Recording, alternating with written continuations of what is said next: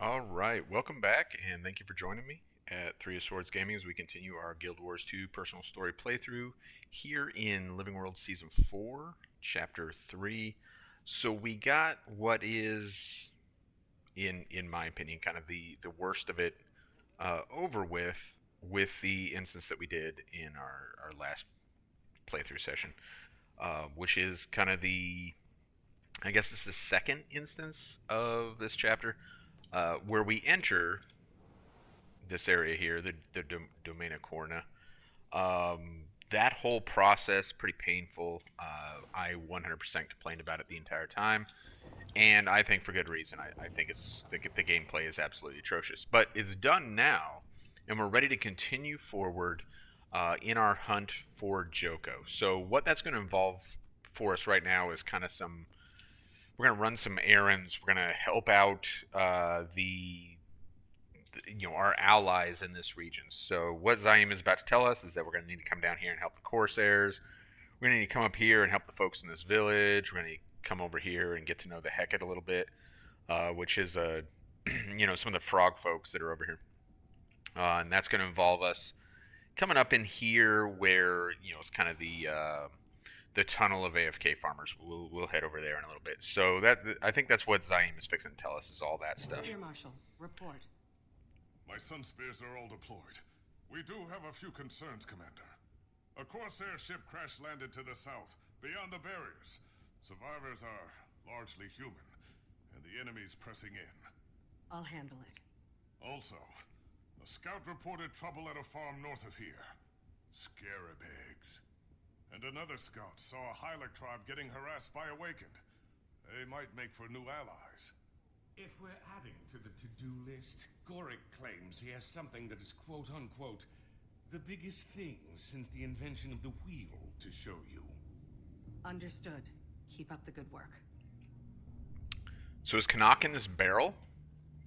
Canuck, are you in there? I think he's outside. Why he didn't follow us in? I'm a little confused on. Where are you at, Canuck? Oh, who knows? He's nowhere apparently. All right. Well, anyway, it was the mysterious voice of Canuck letting us know that there was another thing. I guess since it's right here, we'll go talk to Goric, which is the thing that Canuck was trying to cue us to do. Now, this isn't actually really like a critical part of the story playthrough. Like, we'll talk to Goric for a minute, and then that'll be satisfied. What this actually is a cue to look into the. I need your help. This could change everything. This is a cue for us to look into the roller beetle thing, which I think I will do after we're done with our story playthrough. I'll circle back around and look into roller beetle, look into turtle, and maybe even a legendary weapon. It's kind of a 0-0 part 2 kind of thing. But we're not that interested right now. We'll hear what Goric has to say, and then we'll move on. I just confirmed a suspicion I've had. Oh, this is big. Very big. Very big. Well, you see, Petey, my beetle, the one living under my skin that I was talking... The commander knows who Petey is. He hasn't been eating. I was getting worried. All living things need nourished. Petey jumped out from under Gorik's skin and ate all our plague samples, and then guess what? He grew bigger! I mean, not crowd bigger, but a little. So now Gorik thinks he can grow Petey big enough to ride, plus eat scarabs. I don't think. I know. He'll be the best beetle steed ever. I just need a few items for the last mutation and incubation. If you say so. Tell me what you need. I thought you'd never ask. I have a list. All right, super cool. So, like I said, we're not going to worry about that right now because it's not necessary to advance the story. That conversation that just took place is the only thing we have to do to actually advance the story, and we done it. So, moving on. Let's go check on the Corsairs here. So these things are kind of busy work, but none of them are like horribly labor intensive. And there's story tied to the scarabs at the farm up to the north. So this thing up here, there's actually some story stuff that goes into that's relatively interesting. And I kind of, relative to the rest of this chapter, which is one of the weaker chapters in Season 4, I kind of like that little part. So we'll you know, that doesn't feel bad because there's some good things kind of baked into it. This part is not terribly time consuming. This is relatively easy. There's a relatively quick way of doing it, which will involve actually these cannons right here. So we'll hear about that in a second, and we'll be able to blow through this portion pretty fast. It's also the fastest way to do this heart. So I've mentioned this before. If for some reason you find yourself in a position where you have to farm these map currencies for Skyscale, which would be weird these days since there's the return to achievements, which kind of prevent you from having to do that. But if you, in fact, felt the need to do that, then I'm a big advocate of like just knocking out like one heart on each map each day real quick. And this would be my fast heart for this map. And we'll see why here in a minute. Look at this chair. I got this chair on my main account, like from like a random key run. I don't do key runs anymore, but for a minute I was. Ultimately, it didn't feel gratifying, and I quit doing it. And I just got it from Black Lion Chest once. I'm not a huge fan of it, but it is big. If you want to draw attention to yourself, then it's a great chair for that, I guess. Commander, Captain Sly's flotilla is sinking Joko's ships, but we took a critical hit and washed up here. You're in a plague zone. Dangerous territory for humans. Yeah, we'd already be dead or infected if not for the ghosts. But there are nasty dead things taking them out too. If you can kill some ghost eaters and Morton Crescent heavies, we might just survive this screw up. Oh, and our supplies are washing up. Be ashamed to waste them. Got a crazy idea if you can salvage some. We hauled some cannons up the hill. If you rig something up, we could shoot supplies over the walls to the main camp. Sounds like just the sort of plan a Corsair would come up with. Let's give it a try. All right, so there's actually like a few tasks here. We're gonna need to, if I'm not mistaken, we're actually gonna have to complete the heart, if I remember correctly. And we'll do that by shooting the supplies from the cannons, because that's like really fast. But before we do that, there are a couple of creatures that we need to kill as part of this process. Here's one of them. Morton Crescent Intimidator. Shouldn't be too bad. Neither of them, honestly, are like too bad. They're both pretty reasonable. But I'm in the tar, which means I am slowed pretty brutally, in fact. What are you doing over here, buddy? Oh, you back up? All right, good. All right, so we got one of them. Oh, and it credited us the Ghost Eater as well. One of them died right as we were coming out. I don't think we landed any hits on it, but it gave us credit for it, so I'm not going to waste a whole bunch of time with it. All right, let's go grab some supplies and shoot them out of the cannon. So the whole thing, in terms of lore with the Ghost Eaters, is that these ghosts are defending the Corsairs, right? Because the Corsairs, like, are vulnerable to the Scarabs. The ghosts are not. So the Corsairs are kind of huddled into this cave to some degree, while non-humans provide them defense. The ghosts and the Olmacon and so forth. And Arena, apparently. That's what that was. So the Ghost Eater is then killing the ghosts. So that now we got an additional problem, right? So that's why the Ghost Eater is relevant there. Okay, so you can grab these supplies and hop on your Raptor and get up here real quick and fire it out of the cannon. Oh, look at that. We didn't actually have to. We only had to do it once, so we don't even have to finish the heart. This is by far the fastest heart, in my opinion, though. There's an event by the Hecate that make that heart pretty quick as well, but you would have to wait for it to spawn if you were relying on that event. So this is my go-to heart if I'm farming currency. That ought to keep them for a bit. Of course, they'll require reminding periodically. Much obliged, Commander. Yep, no problem, random Corsair. First mate Gentic?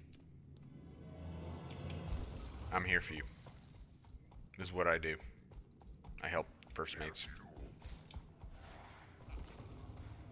Alright, let's head up to the farm. Let's see what's going on up there. Scarab eggs, apparently. Which is really bad, right? Because these scarabs are kind of, you know, they possess the ability to reproduce rapidly. And they feed on people, apparently, or living flesh in general. So scarab eggs could represent a significant threat because that threat could then expand exponentially. Is that a thing? Expand exponentially? I think it is. As, you know, once the problem takes root, it's going to get worse and worse, right? So let's get up there and try and nip this in the bud and prevent a scarab outbreak from taking place.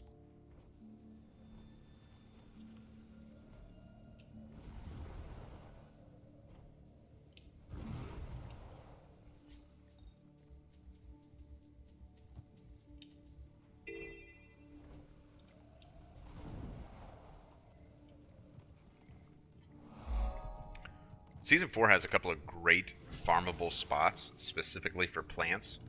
One of them is obviously Sandswept Isles, the last map we were on, where the Omicron are just farming a whole mess of stuff, and you can easily just grab various things. This is another good spot. Like if you're just really hurting for harvesting, I guess, then this would be a spot. But it's not a spot where there's like specifically a whole bunch of one thing. So like Heart of Thorns has a better flax farm if you just really need flax. And for a while that was like a real thing. Like people just farmed the heck out of the flax there because flax was so expensive. These days flax is balanced out pretty well, so I don't think it's nearly as big a deal. Alright, let's see what's going on here at the camp. Stay back, all of you. It's not safe. You can't starve us like this. These crops are the only food source we got. Calm down. The Sun Spears are here to help us. Commander, good thing you showed up. This is getting out of hand. I think the crops are contaminated with scarab larvae. But these people are starving, and it's all I can do to keep them away. They're on the verge of rioting. Timey, did you hear that? Loud and clear. Hold for Gorik. If they're in a larval state outside a host body, they're second generation. Joko must be testing it out there. We have to hurry. He may only be hours away from unleashing a third-generation epidemic. Understood. But the people here need to harvest their crops. Some of them haven't eaten for days. No way to save crops. You'll have to burn them. Good thing it's only second gen. Local problem, not global. Well, we appreciate your sympathy, Gorik. Alright, so obviously we do need to prevent a large-scale pandemic. God knows we don't need people, like, wearing masks and working from home and all that nonsense.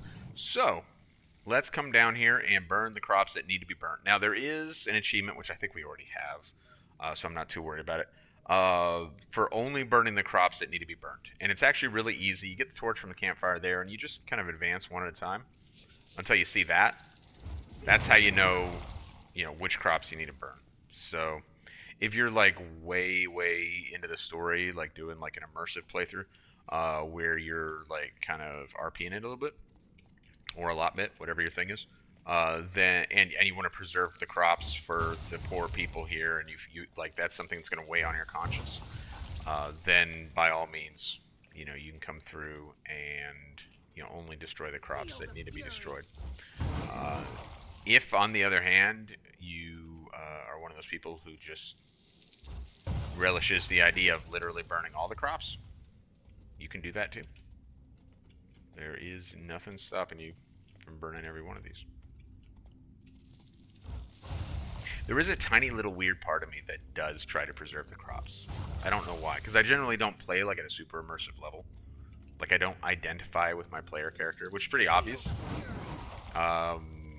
Given my choice of player characters. If anything, I kind of objectify my characters a little bit. So not sure why I take that approach to some of these things. But I do. You can see this also is like really, we're making considerable progress on the heart as well. So if you feel inclined to try to get, if you're trying to like clear the map, when going through this phase of the story, it's a great time to go ahead and do that. Because now we're 3/4 of the way with this heart. And the heart is actually, whereas, this previous heart down here I described as like very quick. Not that one. This one. I find this one to be, if you're not doing the crop burning thing here, I find this one to be something of a pain in the ass. So this is a good time for us to, like, potentially get it done, right? I don't understand it. According to these people, one day these fields were healthy, and the next... Scarab larvae don't just appear overnight. Someone must have planted those eggs here. The Sun Spears have been using the village as a waypoint for our messengers. Joko's people must have found out. A few nights ago, I heard arguing outside Sabil's house. Wonder if there's a connection. Sabil? He's a pillar of the community. I'm on watch here. Would you talk to him, Commander? Yeah, let's go talk to Sabil. So this is kind of that story piece that I was talking about, where there's a little more going on here than just, hey, Commander, finish this heart so you can advance through the story. They actually add like a little kind of baby story arc here, which I do enjoy. I think it's cool.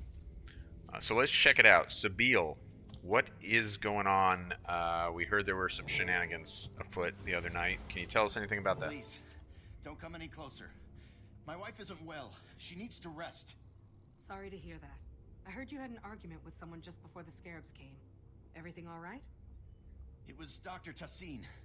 I caught her coming back from the fields in the dead of night. Draw your own conclusion. All right. Well, let's look into this further then, because we now have, we talked to Sabil. He's kind of described for us like what his experience was. So here is Dr. Tassin's house, which we don't actually get an indicator of that, interestingly enough. So it's a good thing we have a little like green story thing. Uh-oh. Scarab eggs. But where did she get them? Wonder what's inside the house. Yeah, let's ask her. Hey, Doc, what's up with the scarab eggs? Stay away! I have the plague. It won't be long now. Dr. Tassin, I heard you disappeared. Sabil. Betty thought I'd be dead by now. Tried to make sure of it. Thinks he's avenging his wife. His wife? The one who's ill? Ill? She's dead. Loyalist raid 2 weeks ago. She was run through twice. I couldn't save her. And now I'm dying of scarab plague. What do you know? Gotta hand it to Sabil. Don't know how he did it. I've barricaded myself in here. Scarabs won't be able to get out. I can't hold on.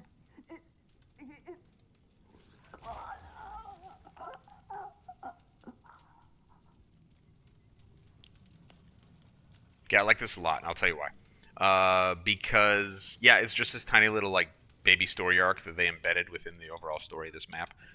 But it's, like, suitably dark. And it gets much better here when we go talk to Sabil. Why don't they do more of this? Like, normally, like, usual Guild Wars 2 storytelling is, like, we get to the point where you burn the eggs, and then, like, a big clown jumps out of the house and like, honks his nose and hands us map currency. Like, that's how the story usually feels. So this is, like, way better, and it gets even darker up here when we go talk to Sabil again. I'm not sure why they demonstrated the ability to do this at times, but they seem so reluctant to do it consistently. Maybe they just think it's not their player base. I don't know. You had one job. Bedeck your wretched little burg with scarab eggs. One job. Majesty, I deserve whatever punishment you see fit for failing your brilliant plan. Suppose I'll just have to turn to some of your loyalist neighbors. Perhaps they won't waste my time, unlike some people. It's like you don't even want to see your wife rise again. Why are you making me hurt you like this? You're right, sire. Kill me, please. Without her, my life is meaningless. Oh, my dear little cabbage. Your life was always meaningless. I should make you crawl all the way here, just so I can put you in my fun room. It's ever so cozy. Actually, maybe I will awaken your wife, and then kill her again so you can watch. Maybe I'll slice off little bits of you and awaken those, It's literally so easy for me. Let me run something by you. What if I gave you more mouths, you know, to scream with? I think I'll kill all the Loyalist wives, and then awaken them, and then we'll all have a party in your house. I should make you crawl. Okay, I think he's going to go into... I think he's going to start repeating dialogue now. I think we've pretty much got all we can out of Joko here. But I do, like... That's fantastic, right? I love it. So now we understand what was going on here with Sabine, and in fact, we see... More loyalists out there doing his bidding. I'll deal with it. Don't go anywhere.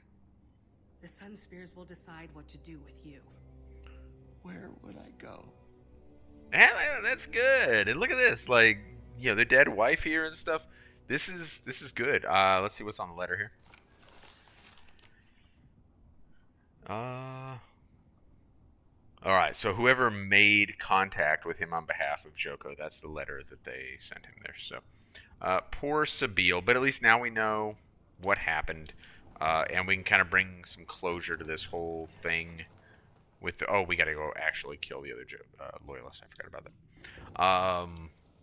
that. But we can kind of bring this to a close here in terms of the threat to this village.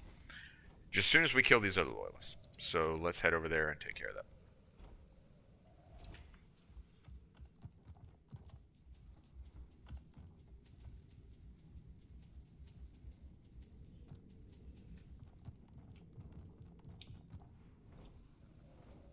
There they are. Is that them? I think that's them. Nah, it's these guys. We've been spotted. Get the Outlander. Clear the air.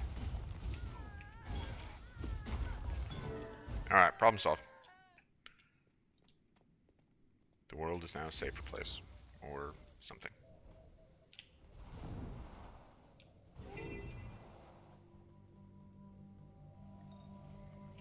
Kind of like the Joko statues. So this is a good opportunity to talk about something that's going to be like that I'm going to want to talk about towards the end of this chapter. So let's kind of set the table for that now. Look at what Joko can be. Like, truly a daunting foe. We need that, right? Because the Elder Dragons are daunting because of their size and power, but they're not daunting in a way that you personally interact with them. At least not to this point, right? Even Mordremoth, when he was like giving us like illusions of some of our allies and stuff, like that was only because we had gotten to a certain point. All the way up until that point, all throughout Heart of Thorns, up until that point, Mordremoth is not something that is personal to us. Balthazar, yeah, I guess, but I always felt like Balthazar was a little bit comic booky for my taste. But look how good Joko can be in terms of being bad, right? And we'll see what they do with that. I've gotten to the bottom of the situation. Dr. Tassine locked herself in her home after Sabine infected her with the plague. She didn't make it, but she did seal the place up from the inside before she died, so the scarabs can't get out. You ask me, she's a hero. No one asked you, Commander. No. Gods. I'll have to set fire to the house just to be sure, and I'll send someone to arrest Sabine. How's the food situation? I know the villagers have been through hard times, but losing their harvest really has to hurt. In the heart of Joko's empire, it's all hard times. Food stock will never last out this war of yours. You make him mad. We're the ones who suffer. You really want to help this village, Commander? Get rid of Joko. Okay, so I actually like this too. Quite a lot, in fact. So it is... And that's that. And you can check the news. By all means, like, pick up your phone, check your news app, and see what's going on in Ukraine because of Russian oppression, what's going on because of civil war in places like Sudan and Ethiopia. And you see that it's common people who suffer because of the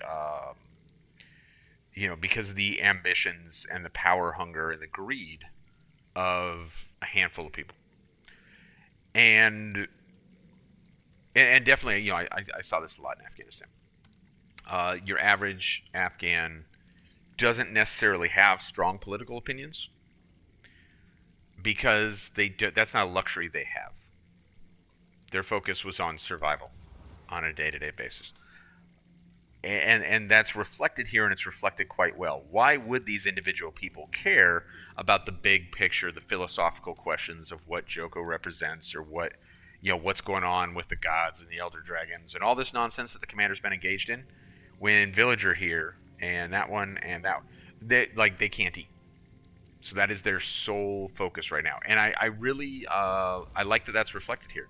I think it's something that could have easily been lost because it's like context, like subtlety, like nuance is like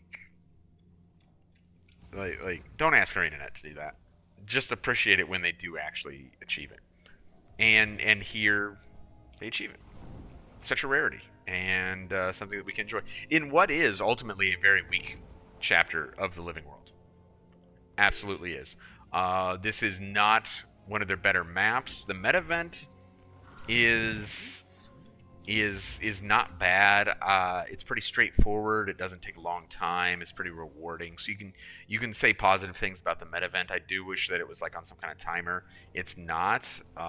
It is kind of it's player driven as far as when it triggers. So if the players don't create the right circumstances for it to trigger, then it'll be longer. If players kind of rush those circumstances, then it'll be shorter. Although it is moderated to some degree by timed events, but it's not on a timer. So you could potentially have complaints about it as well. It is a relatively popular meta, I suppose. People generally seem to be doing it. And it can be easily done with relatively few people. Like you could probably do it with 5 people. The pre-events might be a little tough with 5, but definitely the final meta event you can do with 5. So putting that aside, like the meta event is okay, but the map in general is kind of garbage. The story is certainly not the strongest chapter of season 4. Lots of things to not necessarily love about this chapter, but we get these little moments that are good, and we should appreciate them. But you won't share food when my people are starving. I'm not a quartermaster. I'm a forward scout. Sunspear, as you were. Commander, this is Chieftain Shapil. Her people are besieged by the Awakened, but she refuses to help us fight them. The dead ones took our best warriors, even Killick, my master at arms. We can't hunt for food or fight your war without them. Chieftain, I'll see what I can do about finding your warriors. At last, someone who understands the art of negotiation. In fairness to this poor Sunspear here, Scout Yakuti, that wasn't really a negotiation. The chieftain here was like, we need this, and the commander was like, I will do that, and that was the end of the negotiation. So I don't know that I would I don't know that I'd call that negotiations per se. But okay, we have a task. By the way, we got some mail. Debbie sent us 3 of Debbie's cakes. I don't know if Debbie was little. Obviously, that's the reference, right? Little Debbie's cakes. This is just something that goes out to, once you've completed that portion of the story, and so you've helped people eat. Now, I could say I that to some degree I like this as well because, again, coming back to my personal experiences. So one of the really fascinating things, should you ever find yourself in Afghanistan, which seems remarkably unlikely because presumably Twitch is not very common in Afghanistan, and or YouTube, and if you're in a country where you can access Twitch and YouTube, then you're probably not welcome in Afghanistan. So while it seems unlikely you will be heading to Afghanistan anytime soon, if you do, you will discover that it is one of there are a few places in the world where people are so hospitable. And I know that probably seems counterintuitive, or that probably seems to kind of fly in the face of what you might have heard elsewhere, or what your impressions of Afghanistan might be, or whatever. But people in Afghanistan, at least in the Pashtun regions, which is where I spent most of my time, are remarkably hospitable. The Afghan people take excellent care of their guests. There's a whole kind of aspect of their culture built around that. And they would do that even when they had almost nothing. They took Killick up that way. Okay. Yeah. So we'll go look for Killick.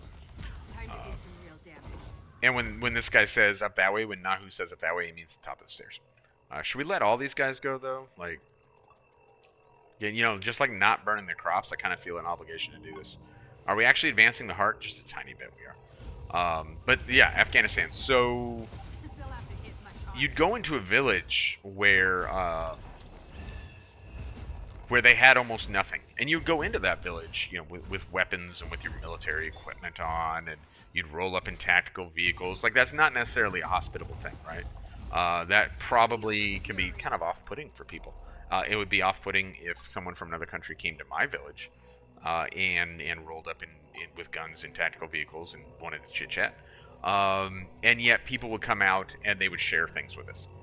They would give us tea. They would give us, a tiny bite to eat, even if it was barely anything, because that's all they could afford to give us was barely anything. But they would do something. And for me, that was incredibly humbling. Like, something you don't forget. And so we not that Arenanet was trying to duplicate that. I don't think they were for a minute. I think they were trying to make a little Debbie joke. But it does remind me of that, and I do appreciate it. So I like Little Debbie's cakes. Someone thank Debbie for the cakes. I appreciate it.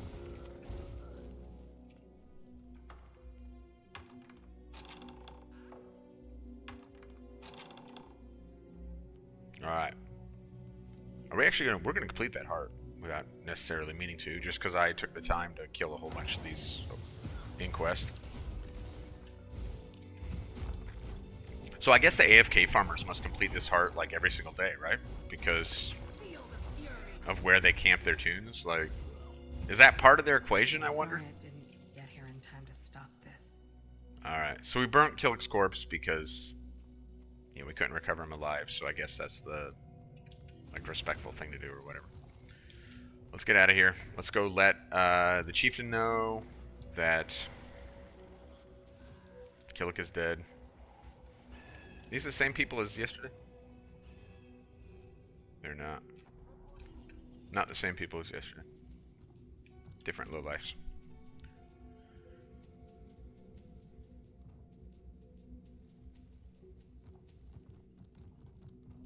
Oh, we're so close to the heart. Let's put up one of these markers and just be done with it. We can take a look at what the heart vendor has too, because I'm pretty sure it's like nothing useful. But since we're here, we'll at least take a look.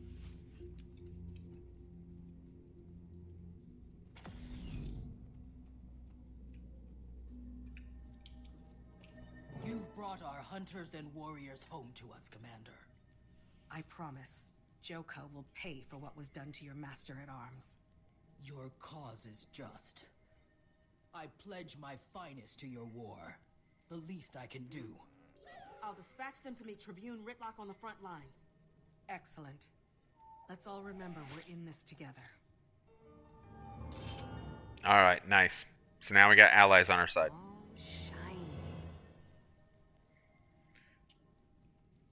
I'm here, Commander. The advance on Gandhara has stalled. Ritlock needs high-grade explosives on the front. Supplies are exhausted, so Farron took it upon himself to raid an enemy encampment. Now he's attempting to deliver to Ritlock by himself, beyond the walls. He'll never make it. Damn. I'll head there myself, try to mop up this mess. Why are we mad at Farron? Like, I don't know. What was the alternative? We don't really get to see what the alternative was to Farron trying to, with the situation broken down to try and make something of it. To say, hey, in combat, there's no such thing as a hero. Like, heroes are always anointed after the battle. That would be true, but at the same time, I hate Farron as a character. Like, absolutely despise him. But I don't necessarily like the way that plays out either. In particular, again, the voice acting for the human female commander. It has like all the wrong tone. Yeah, I don't see anything here that I care about. I hate minis. And I hate tonics even more, so I'm not sure what would motivate us to actually use this map currency. But I am motivated to eat one of Debbie's cakes. Thanks, Debbie. Alright. Let's find out what's going on with Farron and all this other business. Let's see if we can advance forward. I'm eager to engage Joko.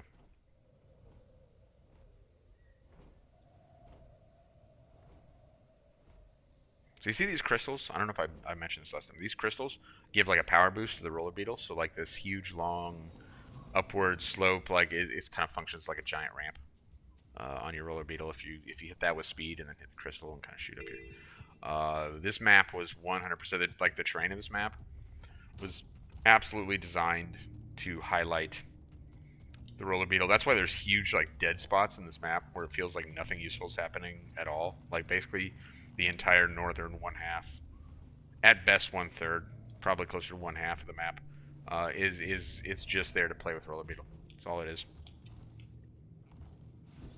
That's why the story never took us, like us visiting the Hecate is as far north as, well, I guess we come up here, but like all that, and actually the map extends further north. It extends up here, so like all this is all just roller beetle playground space. Which is cool, I guess. You know, I mean, roller beetles are nice, but you could have been killed rescuing him. But I wasn't. And he delivered the explosives we need. Thank you, Rox. Commander, I did it. The scarabs almost got me, but the day needed saving. You disobeyed a direct order, Farron. I had to. It's true that we're stuck. The bridge towers in front of Joko's fortress make it impossible to approach. Can't start the siege until they're down. Farron's demolition should do the trick. I see. Farron, listen. You did good. For Kryta and Amnon. Timey, I need Canuck and all non-human allies to rally at Joko's towers. This is it. We're going in. You got it, Commander.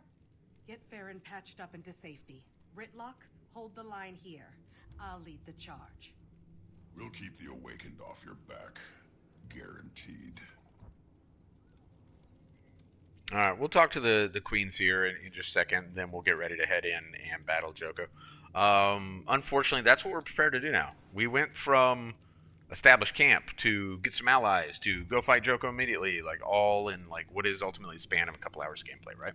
I don't love that. What I would have loved to see is like this concept stretch over several chapters, and that would have given us a lot more Joko too, and they could have actually done something good with Joko. All this is like missed opportunities, man. I don't know what's going on out there in Seattle. Disappointing. Queen Dala, what do you think? You don't look any worse for wear, Commander. War agrees with you. Apparently. The biggest test is yet to come. I feel the tide turning in our favor. My sister and I will be right behind you. Now, probably part of what the studio wants us to, wants us to keep in mind is that this chapter is intended to last for 3 months before they release the next chapter. And I believe in Season 4, oftentimes they ended up getting stretched out closer to 4.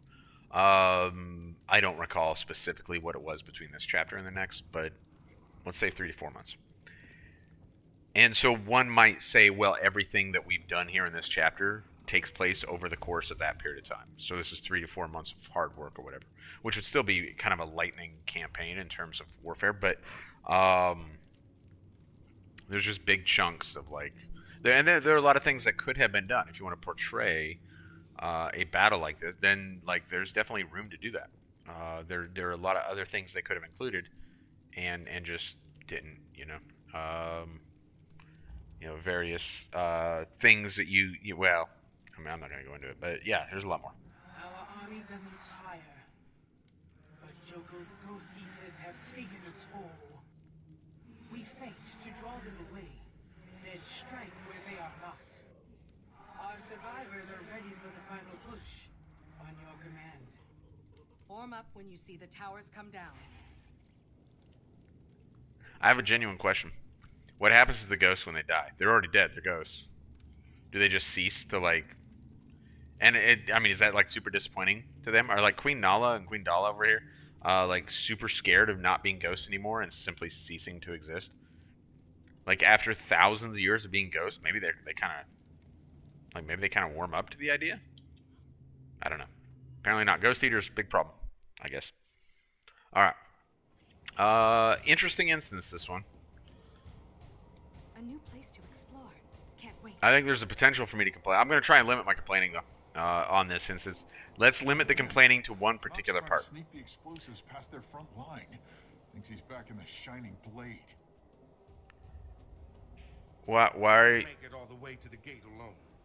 What about the towers? What about them? It's pretty good animation. Here's our opening. This is our moment, people. Let's go kick in Joko's front door. Who's with me? I love it. The commander goes in 2 sentences from, like, being a whiny little piece of garbage. It's like, you know, we just went from whining at Farron to whining at Canuck. Like, what a horrible... Commander's an awful military leader. I mean, over the course of the entire Guild Wars 2 story, Commander really is, like, one of the worst characters. Oh, look. Is Gorik in combat? Gorik, are you fighting this dude? We're all with you, Commander! Feel the fury. Is Timey going to be fighting? Is Gorik a child as well? Remember, Timey's a child, and, like, we're okay with that, I guess. Is Gorik also a child? I have no idea. I mean, well, yeah, he must be. Oh, he absolutely has to be. They'll have to hit much harder. Because Timey went to school with Blish. Time to do some real damage. And Blish is Gorik's big brother.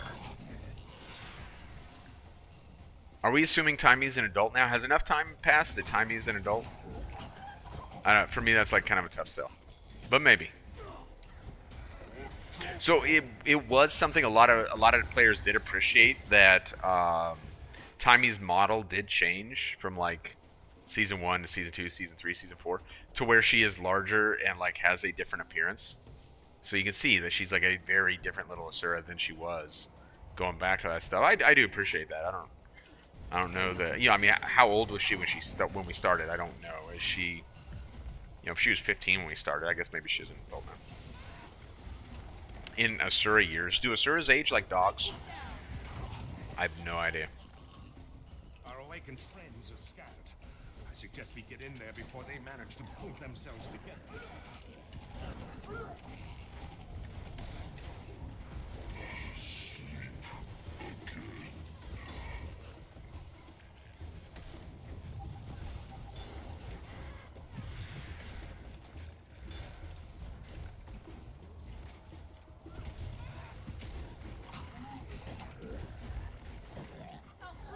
Alright. Slowly just kind of nugging our way along here.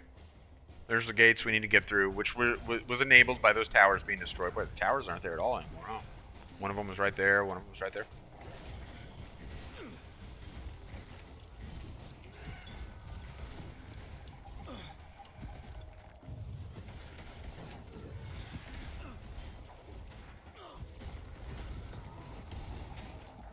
Replenishing. Prior to the story playthrough, I had barely played barely played Untamed at all. I'm really warming up to it. The hammer feels good. I'll break you down.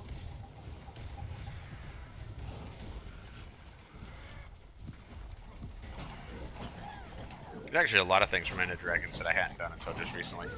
For whatever reason, I didn't find it substance-wise to be like super compelling as an expansion. Wonderful gate. It would be a shame if someone blew a giant hole in it. Might want to work faster, Canuck. Art cannot be rushed, my friend. Tell that to them. We're with you, Commander.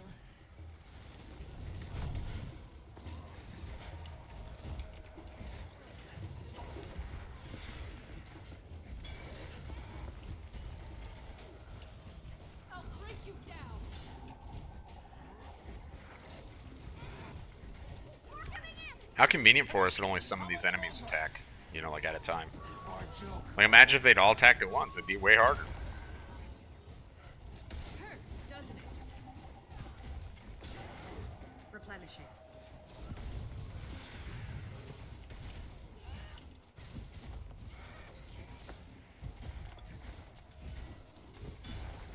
They'll have to hit much harder.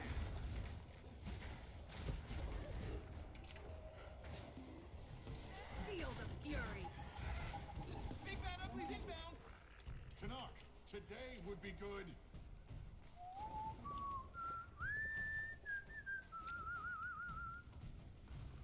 Do you think Arenanet hired like a whistler, like some kind of professional whistle person? Or I think it was just like, do you think the normal Canuck voice actor was the one whistling? Like when he received his script for this, they're like, hey, by the way, make sure you can whistle. Who whistles for Canuck? Now I really want to know. You think it's in the wiki? I strongly doubt it is. As good as the wiki, I mean, the wiki is, for Guild Wars 2 is the best wiki, you know, for any game I've ever played, by far. Or at least, I don't know about by far, but definitely the best. I doubt it has any information on Canuck's whistling, though. Canuck, get back to work. We can handle this. Oh, I finished rigging the gate ages ago. Feel the fury. Got bored, so I figured I'd help you. They'll have to hit Not funny. Agree to disagree.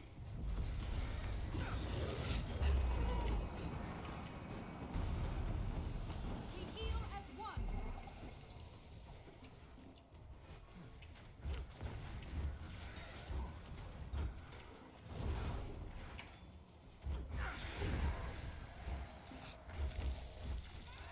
Of course, I switched projectiles and then he busts that out. Nice.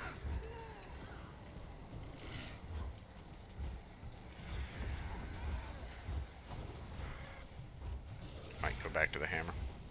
We heal as one. He's whooping my ass.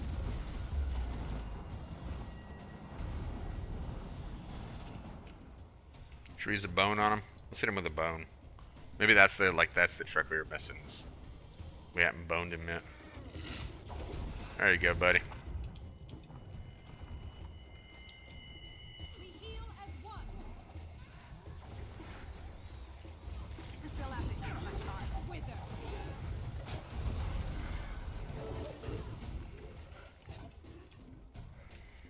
The gate awaits.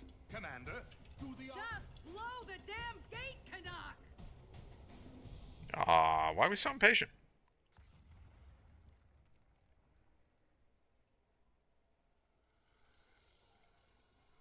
Oh no. Third generation. Stupid.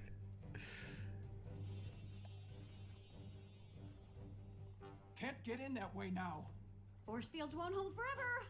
What's plan B? Leave it to us, mortals. Find another way in, and give our regards to dear Joko. Brothers and sisters! This time we wipe out the plague!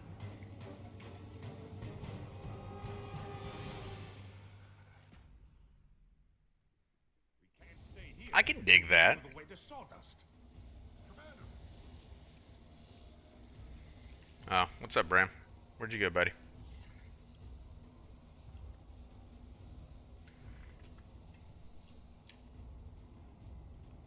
There are sewer grates into the fortress. Maybe we can get through one. Ram! Ugh, I'm going after him. Everyone fall back to Ritlock's position. So Bram probably shouldn't run off by himself. That is not a tactically wise decision. In Bram's defense, if we conducted a proper recce before planning our operation, we might have known about something like sewer gates that allow us to sneak in and thus not attack Joko's fortress at literally its strongest point. I'm just saying. Recce is an excellent example, reconnaissance, an excellent example of like something that they could have dedicated like an instance to, maybe without like those atrocious stealth mechanics from earlier in this chapter, but like just, you know, just give us an opportunity to navigate a little bit more. Because if Gandara here had been a map. A map. And Korna had been a map. And then Jahai had been oriented more up here. You know, like they could have taken this. Wait, where's my draw ability? I forget how to draw on here. That's not it. I genuinely don't remember how to draw. Is it Alt? There it is. This could have been 3 maps instead of 2.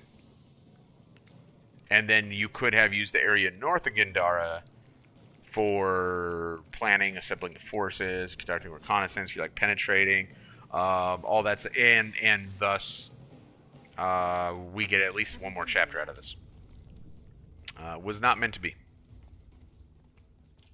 I think, in fact, I don't think, I know, because they've said things that make it explicitly clear, that the studio confuses really, really fast story with story that feels like you're moving along.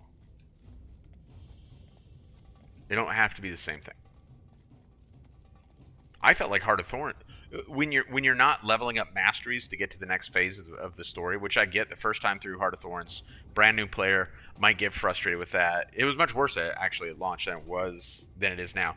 But I understand, like, oh, you know, now I got to level up my mushroom mastery. I can't go forward, and that feels like a huge stall. It is a huge stall. It is a deliberate gate. I get it. But aside from that, Heart of Thorns feels like you're moving. And it's not nearly as haphazard as this.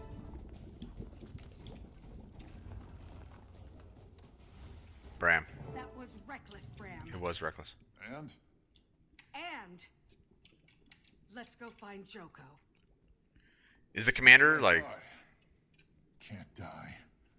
Everything can die. Only question is how. Is the commander giving Bram a free pass just to avoid confrontation? And if so, is that like a strategic decision to get Bram on board? Or is the commander just afraid of conflict? Uh-oh. What's going on here? Though that looks like me, right? Is that me? Oh, existential crisis for the commander. You have a twin? I Scratch that. think You're a so. triplet. No, wait. A quadruplet? I like this. I like this a ton. Plenty of potential with Joko and with, you know, with this story, and then it kind of ends up feeling squandered when all's said and done. I know Joko's sick, but I didn't realize he was obsessed. I mean, my enemies burned me in effigy, but I've never inspired this level of whatever this is.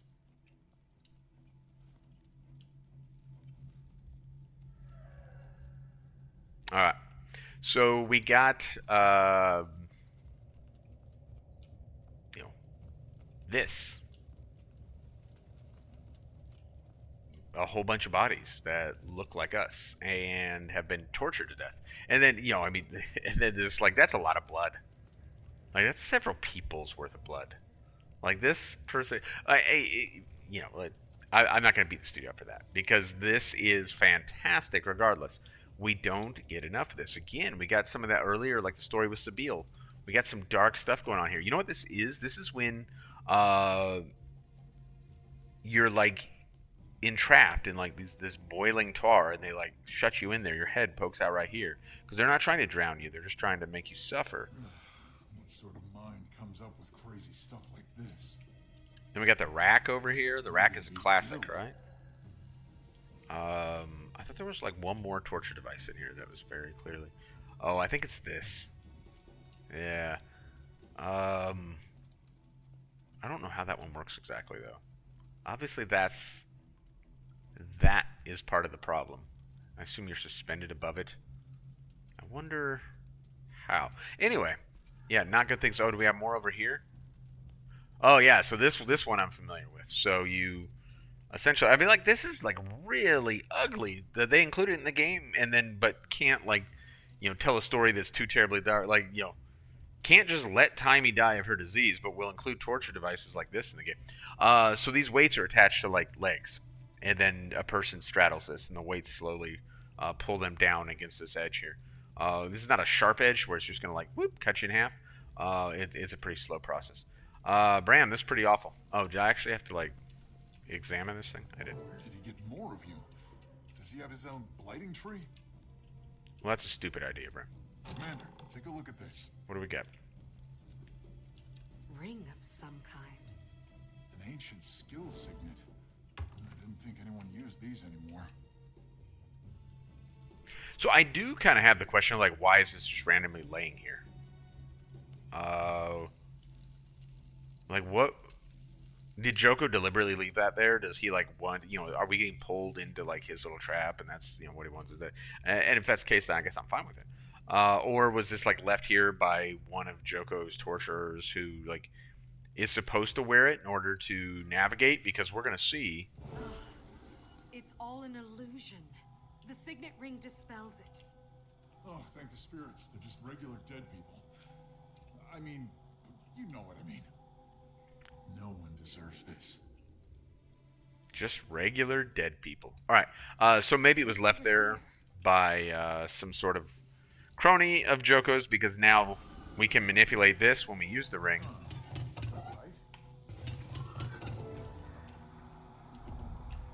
And that's going to allow us to progress. So I'm going to go ahead and stop right here and kind of address something really fast. Much like the earlier instance where I felt like Blish's arm just didn't work very well. What's the point of traps you can see? Deterrence, maybe? I think it's fair to say Joko's been anticipating this. So he's just playing with us? You disarm them. I'll cover the rear. Okay, Bram. Good plan. I kind of feel a little bit that way about this as well. Now, I will be, unlike the Blish's arm thing, where genuinely I think it is done really badly. With this, part of it is that I'm just really bad at it. So I do want to kind of make that distinction.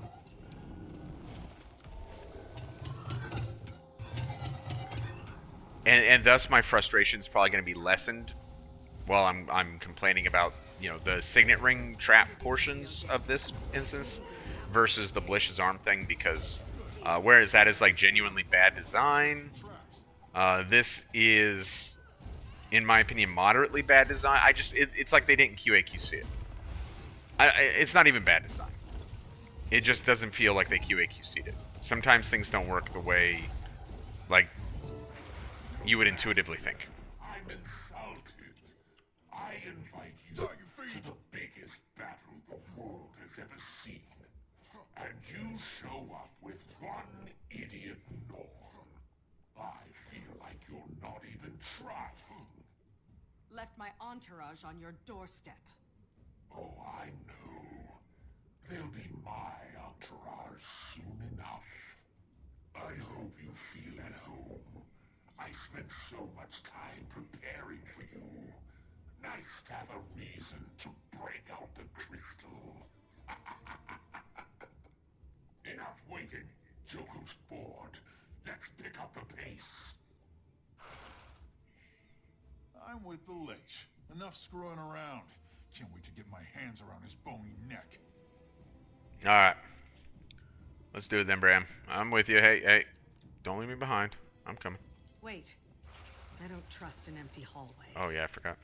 Think it's an illusion? Oh, I'm really lucky I didn't hit that. I'll hang back.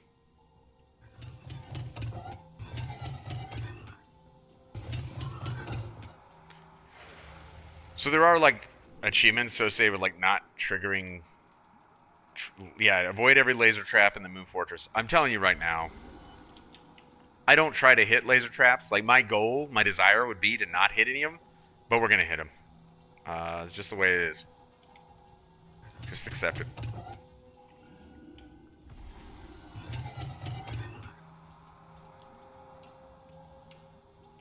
But it is one of the things that actually, by the way, when I talk about, like, I feel like they didn't QA/QC this part.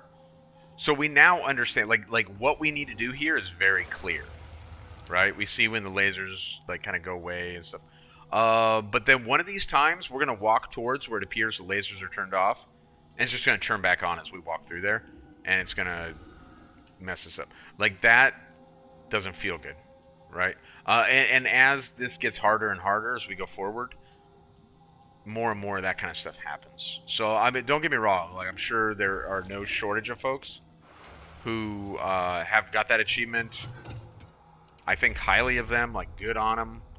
I don't think I've ever got it, and I don't know that I'm like feeling like this intense desire to do so. Because that portion, you know, when it gets buggy, it doesn't feel good.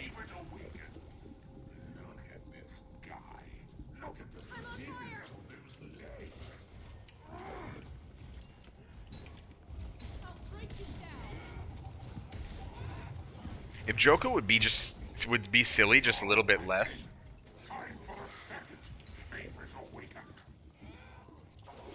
Like I can even deal with the favorite, second favorite kind of thing. Like, that's funny. We killed the one, and so now he's got a second favorite. This one was always a bit of a disappointment. Which reminds me, remember that time you left me in the domain of the lost, rotting in a cage? No mercy for enemies. Volunteer number 4. Actually, you know this one. He fought you instead of me when you stole my army. You sick? All right, you done talking, Joko? I don't think he is. He actually talks like pretty much the entire time. If he would, you know, like he's so close to being really good. Just chill on some of the silly stuff.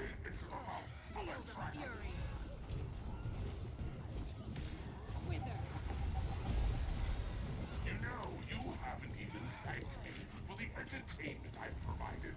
We're coming for you, Lich. I must say, the Ghost Army was a fascinating surprise. Not that it'll matter, but it was a nice touch. Oh, and Norn, just curious, can you even smell epidemic? I'm gonna rip your head off! Didn't think so. Press on. I'm just around the corner. I really hate this guy. Alright, so we got more of the traps coming up. I do like the setting of Gundar, the fortress here. Like, I do think, oh, don't catch fire. That they did a pretty good job with it. It feels pretty good in my opinion.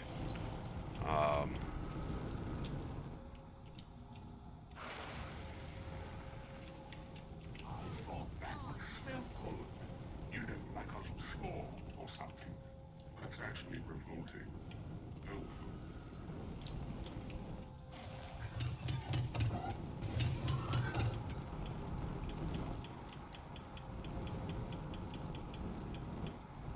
We're gonna lose the ring right when I need it.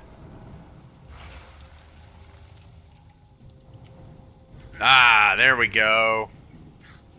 Nice. Thank you. Thank you. Was it not like? Am I wrong that it showed? It was like a stale green light, I guess. But I'm not crazy in saying that it appeared that you could pass through there, right? Like I'm not the psychopath here. Maybe I am. I don't know. That doesn't feel good though.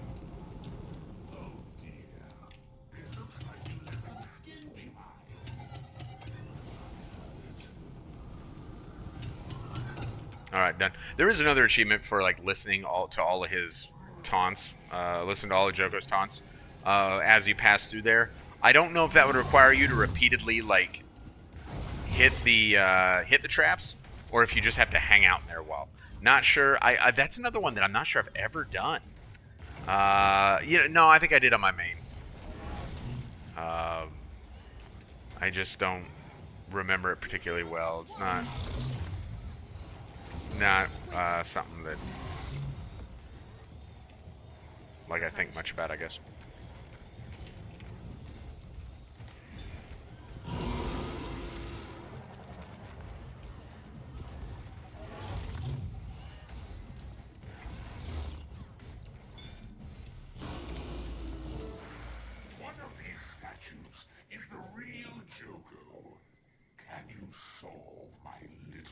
puzzle. I'll even count down for you.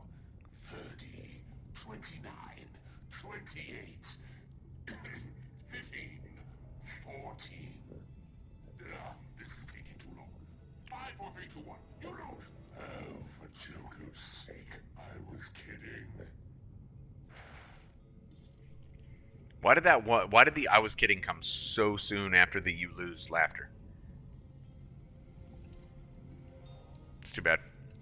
What if there had just been like 3 seconds while you were waiting for like something to spawn, and then it doesn't happen, and then it says "just kidding"? Not sure why that happened. At last, the sound of heroes approaching. The pitter-patter of little boots. I'm actually wearing flip-flops, Joko. Yeah, our commander has spent the entire story running around in flip-flops. I guess they're supposed to be like kind of like Roman sandal style.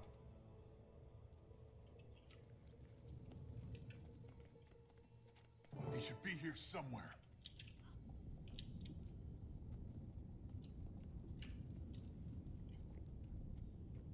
It's warded. Gotta be a way to shut it down. Indeed. Let's see if we can figure it out, Bram.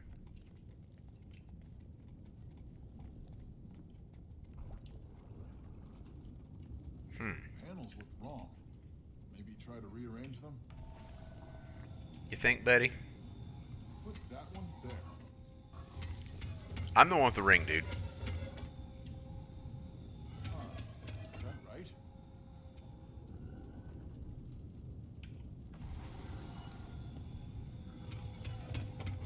It's Joko's stupid emblem.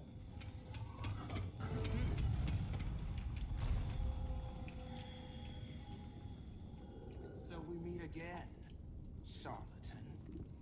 Beast Marshal, hope you're not mad about the whole tricked you into thinking I was Iberu thing. On the contrary, the attack on Balthazar was the greatest military victory of my career, no matter who led it. But Joko bids me confront you. I cannot but obey his will. Interesting. Interesting. I don't hate it. I don't know that I'm like hung up on it. Like, oh, I really love that dialogue. It's super fantastic. But I don't hate it because it's very interesting from like a military standpoint. That here we have someone who so values like the art of war that that they appreciate, even if they were kind of fighting on what is from their perspective the wrong side. That they appreciated the battle itself. Like, that's cool. Time to do some real damage.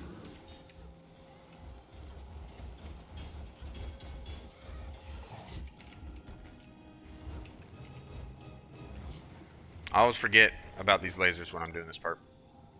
Every single time.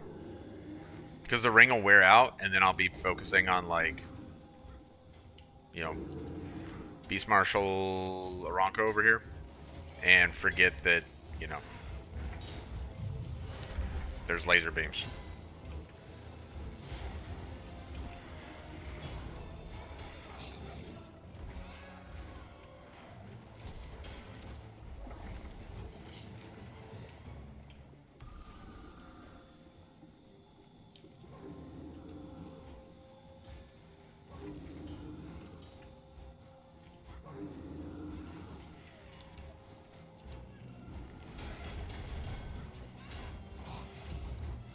Alright, we're getting there. A little bit at a time.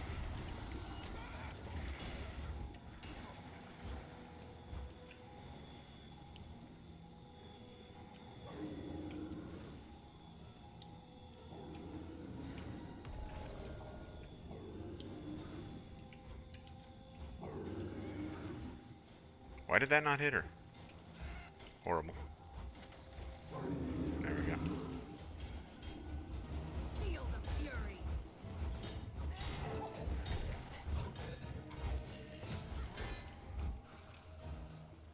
The greatest military victory. You know what? I'm glad she's dead. Someone's not getting reawakened. Okay. So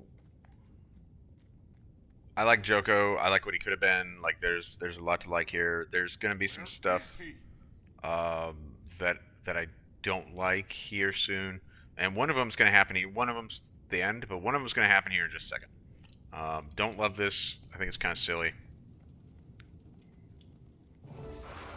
How disappointing, and honestly unexpected. I thought you would present better. The commander of the pact, hero of blah blah blah, rendered useless by a glorified parlor trick. Oh, no, you don't. Give him one for me, Commander. I will, Bram. For you and for Tiny. That's your ace in the hole. Morons so besotted with you, they're willing to sacrifice themselves. Haven't enough people already died for you? Show yourself, Joko! With relish. Alright, here we go. Joko. That's what it's all been about, Commander. You and I, two comets on a collision course. War, plague, gods, dragons. I've seen them all. They come and they go, like the tides. That's so good. So good. Worthy nemesis. That is rare indeed. Cut the monologue. Let's do this. It is good monologue though. Like, and that's what we need out of Joko. He meets our expectations here, and the fight is difficult. I don't think it's. When I stood toe-to-toe with the destroyer of dragons, the executioner of gods. The greatest villain in the history of this world. I like that a lot too. He presents us as the villain. That's like really good. Oh, Commander, I'm glad we have this time together.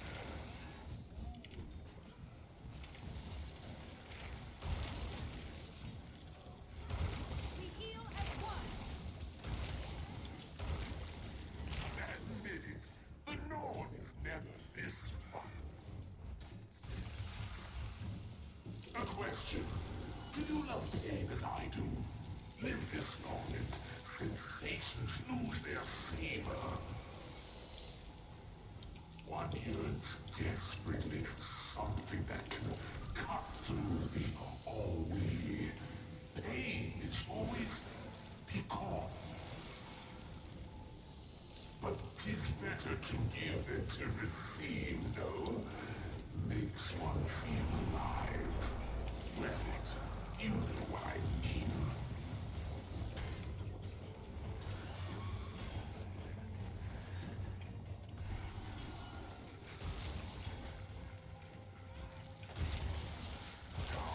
This is really how you fight. Your form is terrible.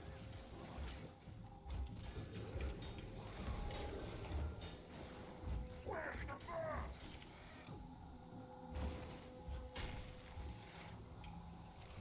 Alright, so this is important to keep these scarabs down, or they will become problematic. And in general, like, this is not my best showing, but we're getting what we need. When he does that, oh no, then you need to make sure you're using your signet ring to like track him down. Ah, rats.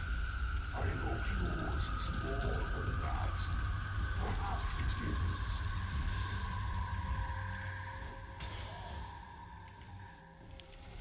Oh yeah, we still need a. So where's the other one? There he is over there.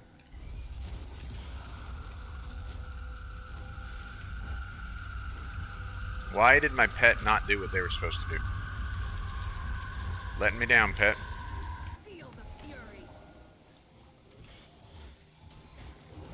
Alright, let's get back on track here. I've wasted a lot of time there.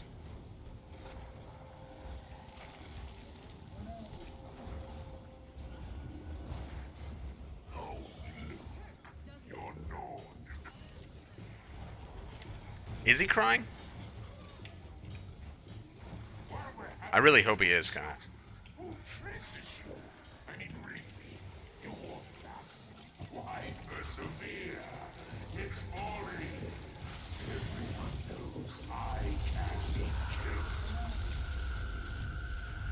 I'm thinking maybe that's one of those fabrications calculated to bolster your myth. I see. I can do some real damage.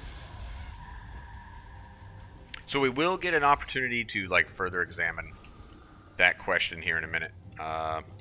Please do your job, Pet. Thank you. Let's see here. Uh-oh.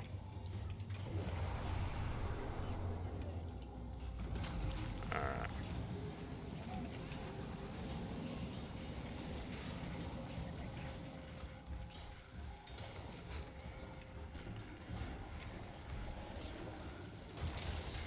So that wall thing, like, bad news. I don't remember if it's automatic, like insta-kill, or if it's basically insta-kill, but at a minimum, it's basically insta-kill.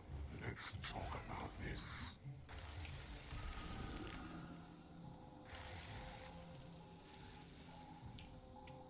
This cannot be the end.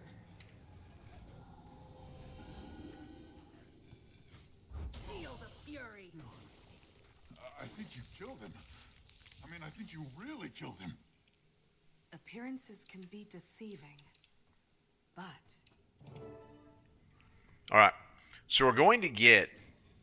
I always have to talk right now, right before we do this, because it's very interesting. So much of his monologue from the time that Bram knocks us out of the little circle here. And by the way, oh yeah, I didn't even talk about that. I really don't like that at all. Right? So if we are this like truly daunting force, and we go like moseying through there, and then immediately get, why is that skill never used again? Why doesn't he just kill Bram? There's a lot of questions if he has the ability to just like put someone in stasis like that. And it's actually something that we've seen a few times. You know, Balthazar, it was a similar type question. If this adversary has the ability to like truly wreck us like that, then why do we have all this other stuff going on during this fight, right? But okay, video games, you know, like it is what it is. That's fine. So now, coming forward, we appear to have defeated Joko. What we're about to get is probably the best thing Arenanet has ever done in terms of storytelling. Literally immediately followed by one of the worst, if not the worst thing they have ever done in terms of storytelling. I mean, Season 3 was bad. The whole who's Balthazar thing, really bad. Last chapter of Season 3, where we like what is this thing with Lazarus? It seems it's only, you know, vaguely associated with the rest of the story, and like it's kind of unnecessary. And then we got Livia. Like all that is pretty bad. We're about to get worse, but only after really good. So watch, you'll see exactly what I'm talking about. Like it's very clear when you watch this. You awakened. They're in a stupor. They're not under Joko's command. We won. Did you?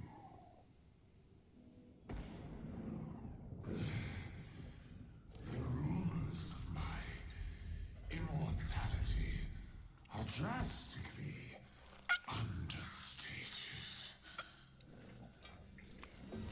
Oh, we're in stasis again. Commander, you look so disappointed, so impotent. I feel for you. I really do.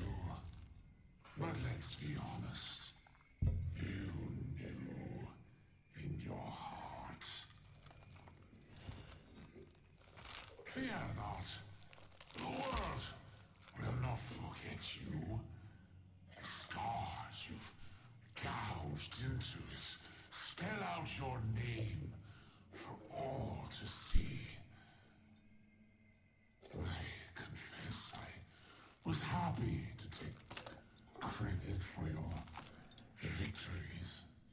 But did you ever stop to wonder what that says about you? That so many bought what I was selling. They call me a monster. you a hero.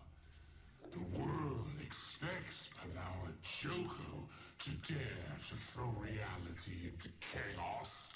But surely, no mortal would be so monumentally stupid as to destroy a dragon, the life force of this world.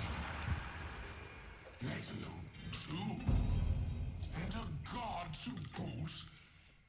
Perhaps they will finally thank me for luring you to me, so that I may save the world from you. And once you're gone, everyone will flock to my embrace.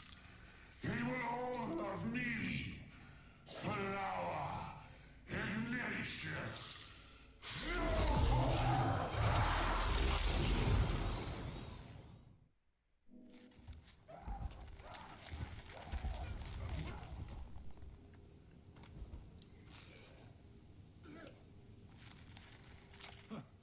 Praise Joko. Aurene! What have you done? Are you... Maybe we leave her be. She's got a lot to digest. That makes two of us. Commander, you should have seen it. The primeval queens and their ghost army wiped out the third-generation plague bugs. The Awakened are all disoriented, throwing down their weapons, screaming, crying. Oh man, what's Aurene eating? Her dinner. Okay, but that's not. I mean, there wasn't. Oh boy. Oh. It is. It was. Tell everyone to give the Awakened a wide berth. We still have a lot to mop up out there. Will do. I need some air. Is it over? Oh. Oh my. Great. She's big enough to eat people now. Do not mess with Aurene. Is she done yet? Oh, no. No, she's not. Are we really just gonna stand here while she eats the guy, huh? Poor Timmy. I'm sure you'll all be happy to know the third-generation epidemic has been averted. Just a bunch of first and second-gen bugs to deal with out there. Why is everybody so quiet? Oh, look at all these pestilence samples. Jackpot. Get whatever data you need. We'll be burning all plague-associated materials. What? Why? So, in case you were wondering, Joko was wrong. About me being a villain? E-P-I-D-E-M-I-C. Kabram! He did have a point about you. You do cause chaos. Well, we do. We are a we, Bram. Like it or not. Those are my only choices? Those are our only choices. Come on. We have a lot of cleanup to do out there. Watch out! What happened? Anyone else utterly disturbed by that? I'm utterly disturbed by the end of this instance altogether, Canuck. But let's talk about it, since you got the little green thing over your head, and I feel like talking about this. I don't like what has become, especially by this point, post-Gaiala Delves, the extremely tiresome, meme-ish trope of the commander bears this colossal weight because of the potential damage they did to the world in the process of doing what they thought was the right thing to do. It is incredibly tiresome. I do like, however, the way Joko packaged the idea that we're the villain of the story. Like, that is a much better way of kind of saying the same thing, but saying it in a way that's like way more tangible and has more impact. I don't know if it's like, you know, people's obsession with mental health in this day and age, if it, like, which is fine. Like, in your actual personal life, That's fine. You should care about your mental health. But like, we don't need to care about the commander's mental health in this game, because that flies in the face of the story they wrote in the first place. They wrote a story where the commander is constantly the center of every colossal global conflict. So don't write a story where we now care about the mental health of the commander. That is the stupidest thing you could like, unbelievably stupid. Zero IQ move on the part of Arenanet. Someone should be fired, unquestionably. And someone should be fired for what happened here. And maybe they were, because I think the what was her name, Jessica, whatever, who got fired around this time was in fact on the narrative team. So maybe that all worked out for the best. But we got Joko delivering from the time we get trapped over here in that state of stasis until the moment he gets snacked on by Arene. We have Joko delivering a lot of pretty good stuff, and then we believe we've killed him. And he gets back up. And before we even go to the cutscene, he says, "Did you?" And he starts to get back up before we even go to the cutscene. That was really good. Right? Because it begs that question, even before the dramatics of the cutscene. Within the gameplay, it begs the question of what is happening here with Joko. All super good.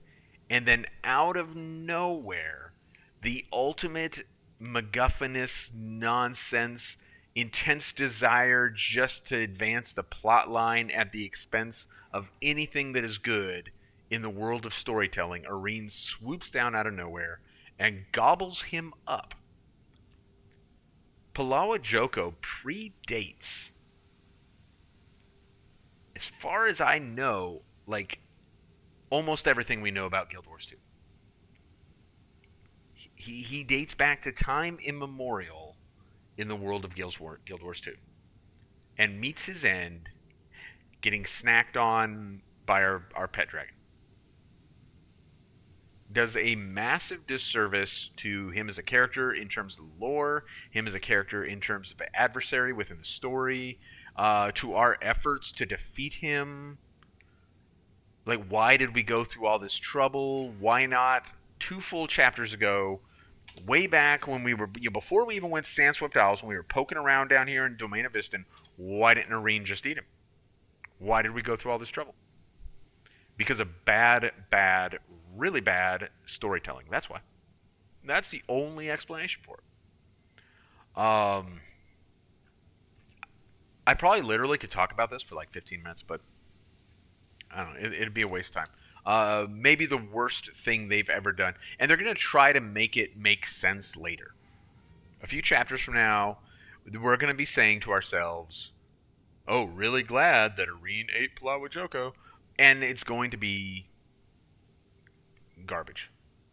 Because they had a lot of other options on the table. And they picked the weakest one because they're not capable of doing better. And for that matter, consider this, and I already mentioned this once, like they could have at least got one more chapter out of the battle against Palawa Joko, but they could have easily carried Palawa Joko all the way to an expansion. 100%. With what we see in that cutscene, at the end of our fight, and up to, into the cutscene until Arene chomps on him, that is a villain that we could battle for an extended period of time. And there was room within the story to do that, because where are the dragons right now? 2 of them just got put to sleep, right? Like, Kralkatorrik is the only pressing threat in terms of dragons. The other 2, Balthazar put to sleep with that, like, overtuned VCR that he stole from Timey. So there was 100% room within the story for it, too. It's just, like, people being terrible at their jobs. And it's so disappointing. Because so much of Guild Wars 2 is, like, really, really good. The gameplay is generally really fun. This chapter notwithstanding, like, usually the gameplay is really fun. The world is really interesting. There's a lot of good things to do in the game. They did a fantastic job with mounts. Whether or not mounts were necessary, I'm kind of 2 minds on. But they did a wonderful job making the mounts. The worlds are not only interesting in terms of lore and world building, but they are fantastically beautiful. This room is really cool. There's a lot of interesting stuff going on here. They just can't tell a story. Even when they start doing a good job, they find a way to mess it up. Timey, What are your thoughts? So, Commander, the Ghost Army was mopping up when we came in here. They were really enthusiastic about it. But I don't know how long they're gonna stick around before they, ghost away or dematerialize. Before they leave, we should ask the Sunspears to watch for Awakened coming too, and make sure they don't hurt themselves or anyone else. I mean, it's fine right now while they're all sort of dazed, but what happens when they snap out of it? I honestly don't know, Timey. But that decision's not up to just us. I mean, I guess that's true. So Timey raises valid points, right? Just like with all the undead in Ore and other adversaries that we faced in the past, and this kind of thing, like, oh, the Awakened still exist and so forth. Like, they don't just all drop dead. If they all drop dead, then you kind of have like this weird kind of cognitive dissonance, playing returning to the map of Domain of Corna and playing it through again. Now, really, I don't like that idea that the player suffers for that. Like, we have to make an excuse for the Awakened still being around, because you can do the meta event like 70 times and no one's asking for an explanation for that. And in fact, there are meta events where there are rewards for doing them way too many times, like Career. So I don't know that we need this explanation, but it doesn't hurt to have it. Like, a valid question on Timey's part. Rox, Awakened, what are your thoughts? Thank you for liaising between the Olmecon and our other forces. What you did was essential to our victory. My pleasure, Commander. They really are amazing fighters. But they don't let fighting define them. One of the elders told me the wisest thing. Sorry, I don't mean to go on. Anyway, it was an honor to fight with them. I do actually kind of want to know what the wisest thing was. I strongly suspect that they didn't have anything wise to add, and so they just had Rox cut it off. Presumably, the people who wrote this story aren't like a font of frickin' wisdom in the first place. I don't know why everyone's so skittish around Aurene. Eating Joko was the only sure way. Makes perfect sense. Kinda wish I'd thought of it myself. I don't know. That's stupid. But okay, Bram. Thanks. Thanks for your really useful feedback. I'd almost forgotten Aurene was a dragon. In my head, she was more of a person in dragon form. Of course, all this is certainly a visceral reminder. I hate to ask this, but do you think she would have done this before she absorbed Balthazar's magic? Or could have? It does seem to have made Kralkatorrik more aggressive, and it certainly changed her somehow. She's still Aurene. Perhaps you're right. It's easy to forget. She's always been the granddaughter of an elder dragon. Maybe this is just what they do. Valid points from Canuck. See, that's not like terrible. That's useful. That's useful in like stark contrast to like what Bram had to say. Did Lich get his arm back safely?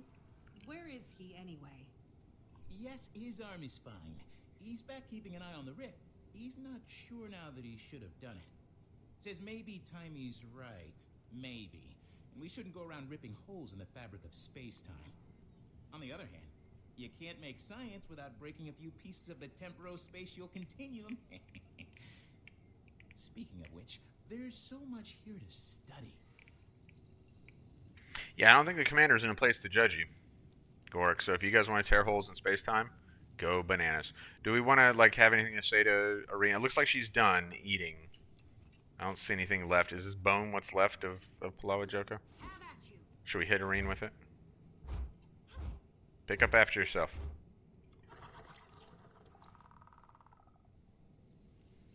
Alright. Thanks for that, Arena. Alright. Well, done with that. And if I'm not mistaken, that should wrap up Chapter 3 here. I don't think there's anything more. Yeah, there's not. Alright, so Joko defeated. Clearly, I am not impressed with the way that plays out. I made that pretty clear. But just the same. Done now. So, I'm going to insert a video break here, but we're going to continue to play through. We're going to go ahead and enter Chapter 4 because I want to get some more done this afternoon. So, what have we accomplished so far? Well, we came here into, what was it, Korna, right? I always get Korna and Istan mixed up. We came here to Korna.